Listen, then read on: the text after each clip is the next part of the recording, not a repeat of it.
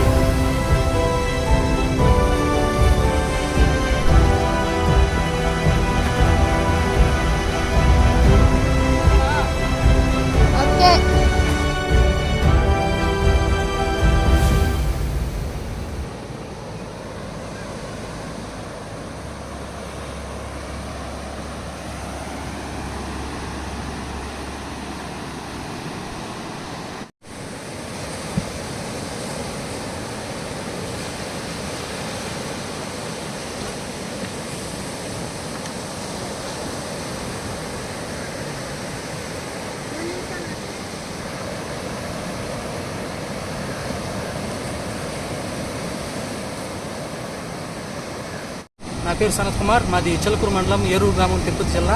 నేడు బ్రహ్మానందం గారి బర్త్డే.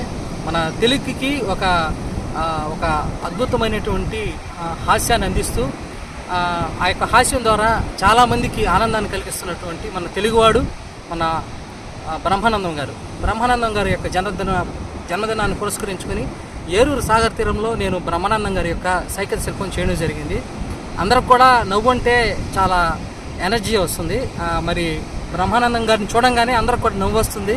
మరి అంతటి తెలుగువాడు, మరి సత్తా ప్రపంచానికి 1000 సినిమాలు దరిదాపులు 1000 సినిమాలు చేసి గిన్నిస్ వరల్డ్ రికార్డులో కూడా ఎక్కినటువంటి గొప్ప వ్యక్తి. అలాంటి వ్యక్తి గురించి ఈరోజు నేను సైకిల్ శిల్పం చేయడం అనేది కూడా చాలా గొప్పగా భావిస్తున్నాను. ఈ యొక్క ఆర్ట్ బ్రహ్మానందం గారికి అంకితం చేస్తున్నాను. Thank you.